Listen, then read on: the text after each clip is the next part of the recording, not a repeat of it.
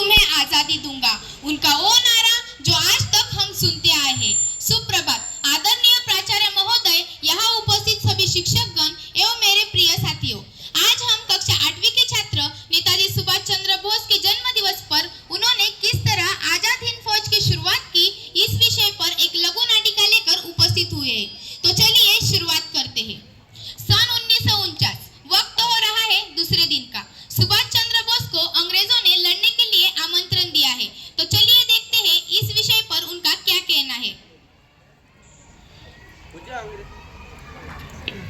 मुझे अंग्रेजों ने विश्व युद्ध के लिए बुलाया है। मुझे पता है इस बार से यह विश्व युद्ध शुरू हो जाएगा। अब तुम क्या करोगे? मुझे अपने देश की आजादी की चिंता है। पर अब तुम करोगे क्या? लोगों को इकट्ठा करो।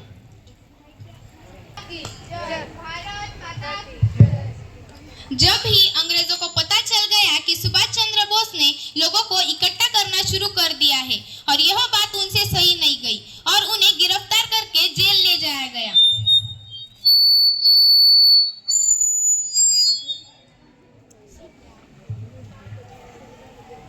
उन्होंने जेल जाके यह फैसला किया कि वह अन्न ग्रहण नहीं करेंगे और भूख हड़ताल पर रहेंगे।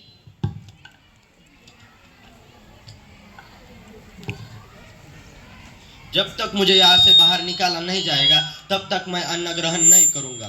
बस सेहत ने उनका साथ नहीं दिया और भूखे रहने की वजह से उनकी तबीयत बिगड़ गई और उन्हें हाउस अरेस्ट में ले लिया गया।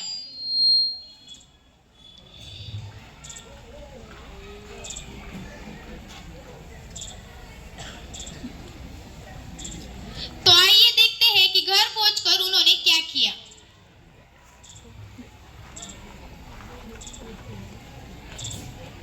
उन्होंने बहुत ही बुद्धिमानी से अपने भाई के साथ एक तरकीब सोची। उन दोनों भाइयों की शक्ल एक जैसी थी, इसलिए उनके भाई उनकी जगह बैठ गए। तुम चिंता मत करो, सब ठीक हो जाएगा। तथा उनकी भाभी ने पंजाबी लोगों का रूप धारण कर लिया और वे दोनों वहां से निकल गए। उनकी भाभी उनके साथ कुछ दूर तक गई और वे अकेले ही वहां से काबुल के लिए निकल पड़े। काबुल में कुछ दिन रहने के बाद जर्मनी में उनकी मुलाकात हुई एडॉल्फ हिटलर से।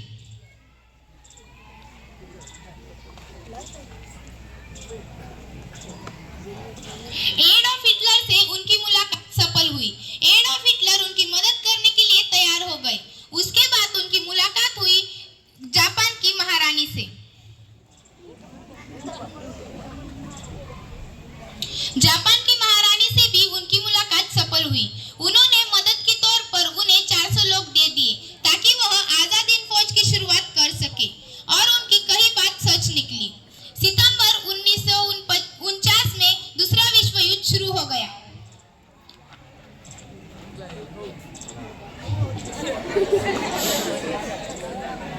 दुर्भाग्य से वह जापान इस विश्व युद्ध नहीं जीत सके और जापान की महारानी को अपने दिए हुए 400 लोग वापस करने पड़े और आजाद हिंद फौज शुरू तो हुई पर खत्म ना हो सकी।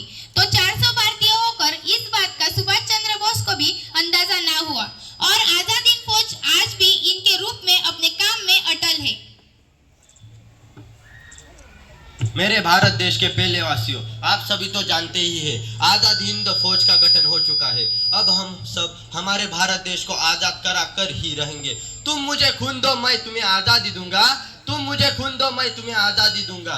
जय हिंद। जय हिंद। धन्यवाद।